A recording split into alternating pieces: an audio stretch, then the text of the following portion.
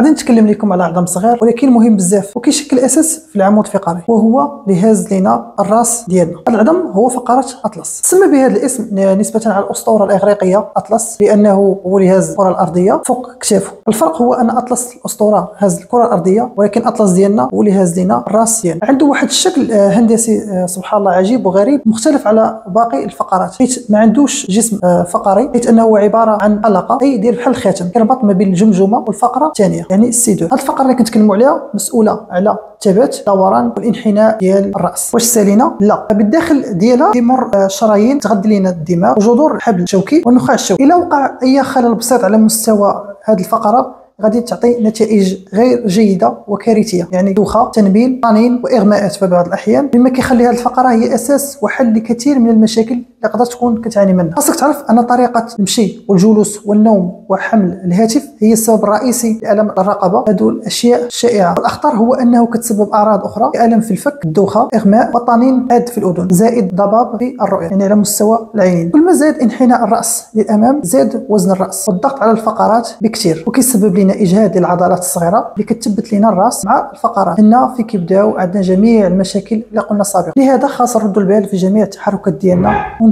ونتعلموا الوقايه والرياضه الصحيه والصحيحه. اجوا ما يعطيكم واحد التمارين اللي غادي تساعدكم كثير في علاج جميع المشاكل وتساعد على اعاده توازن الحركه ديال الاطلس. التمرين الاول اللي غنديروه هو التمرين الخاص بتحرير حركه مفصل الاطلس، وحتى الا كانت شي تشنجات على مستوى الاربطه والعضلات الصغيره ديالو حتى هما كيتحركوا. شدوا جوج الصباع هكا ديالنا الكبار، نجيو نقلبوا على واحد العظيمات هنا في الجناب حدا الودنين هنا، كتموا غادي الجناب هنا مزيان، كندخلوا شويه لداخل ونهبطوا لتحت. هنا غتلقاو واحد الخويه صغيره هنا، كنبركوا بايدينا بزوج، كنحطوا ايدينا هكا بهذه الطريقه، كنبركوا شويه الضغط. التمرين مهم، غادي يحفز لكم حتى الدوره الدمويه ويخف لكم يعني الضغط والستريس على مستوى الاعصاب، وتحسوا موراه بالراحه. تبركوا هنايا وتديروا واحد التدليك بشويه بصباعكم هنايا، ودلكوا بشويه حركه دائريه بسيطه هنا لمده 10 ثواني.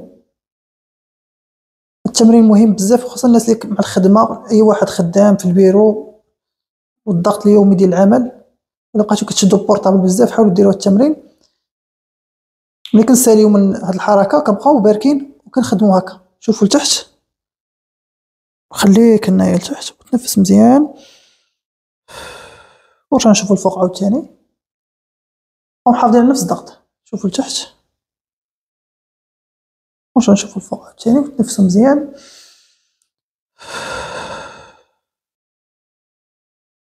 خليك مدة واحد 2 دقائق وانت كدير هكا. من بعد كنخدموا في الجناب، واحد، خليك هنايا، 2. الا درتو يديكم غتحسوا غتحسوا بالفقره ديال الاطلس كتحرك، يعني غتحسوا بالحركه ديالها. مشيو هنا كما قلت لكم، هاد الفقره كيدوزو منها شرايين واعصاب، يعني ملي كنخدموا عليهم بحال هكا راه كنحيدوا الضغط والستريس اللي كيكون على مستوى العضلات وهاد الاعصاب، الانسان غيبدا يحس بالراحه. رجع عاوتاني هنايا. هذا التمرين الاول. التمرين الثاني واللي مهم بزاف هو تمرين باش ديروا ارتخاء لهاد العضلات اللي كاينين هنا اللور، العضلات ديال السوب اوكسيبيتال اللي كاينين هنا اللور، حتى ديال الترابيز، هاد العضلات ديال العنق اللي كاينين هنايا حتى هما كيتشنجوا لنا بكثره الضغط والستريس ديال الحياه اليوميه وبالعمل بزاف. لهذا التمرين مهم. كنشدوا مثلا هاد الدراع الاتجاه، كنهبطوا شويه لتحت، كندفعوا لتحت وكنرجعوا للور، راسك يرجع هكا لور هكا بهاد الوضعيه، اجي بحال هكا راسك يرجع هنا اللور، باش نصحوا الوضعيه ديال تموضع الراس مع الفقرات. هكا كنجبد راسي في اتجاه معاكس ديال الدراع، محافظين على هذه، كنجبد وميم طون كندور في اتجاه ديال الدراع، كنخليك هنا. هذا هو التمرين الصحيح، وهذه الطريقه الصحيحه باش كدير. اكثر كيديروا بطريقه عشوائيه ما كتعطيش نتيجه مزيانه، ولكن هذه الطريقه الصحيحه. نعاودوا، الدراع يهبط اللور، يجي لهنا، راسي يدفع اللور مزيان، كنحنيه في اتجاه معاكس وكندور اتجاه ديال الدراع وكنشد هنا وكنخدم هكا.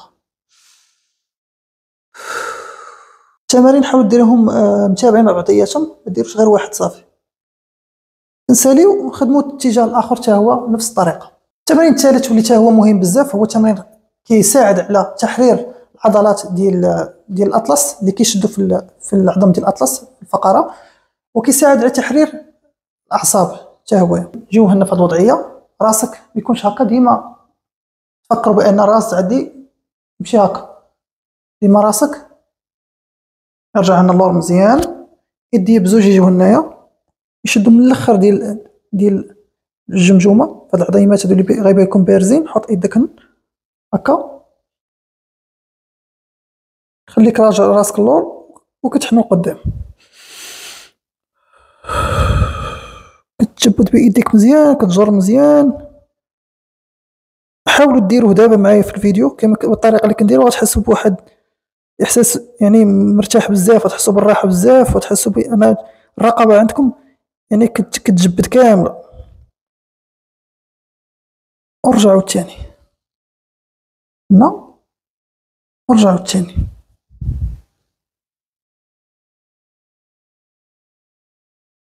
فوالا، التمرين مهم ليكم، غادي ينفعكم بزاف، حيت حنا اكثر في الوضعيه ديالكم في العمل وفي حتى الناس اللي كيشدوا البورطابل بزاف، ديما حنا راسنا كيكون محني هكا لقدام. يعني كما قلت لكم ديما الثقل ديال الجمجمه كيمشي لقدام وكيأثر على الفقرات، بحال الفقرات ديالنا صغار، حتى العضلات هنايا ديال الرقبه حتى هما ماشي صحاح بزاف بحال ديال الفخذ ولا ديال الورك لتحت. لهذا راه 5 كيلو ديال الثقل ديال الجمجمه ولا 6 كيلو عند بعض الناس راه كيأثر بزاف. يعني تصور معايا هاد الرقبه كامله غتهز هاد الوزن كامل ديال الراس، يعني راه صعيب بزاف. لهذا خصنا نحافظوا ديما على الوضعيه الصحيحه، ديما نكونوا هنايا راسي كومباد. هادشي هو اللي كيخلق لنا مشاكل ديال الانزلاقات غضروفيه على مستوى الرقبه، كيولي عندك تنمل في اليدين، كيولي عندك حريق، كيولي عندك مشاكل كثيره اللي هضرنا عليها قبيله، كيأثر على الاعصاب وعلى الشرايين اللي كيطلعوا الدماغ. نتمنى انا يكون فدتكم في هذا الفيديو بزاف، ان شاء الله نشوفكم في فيديو جديد. ولا كان عندكم اي موضوع ولا اي استشاره يمكن لكم تخلوه في الكومنتات ونجاوبكم عليها ان شاء الله.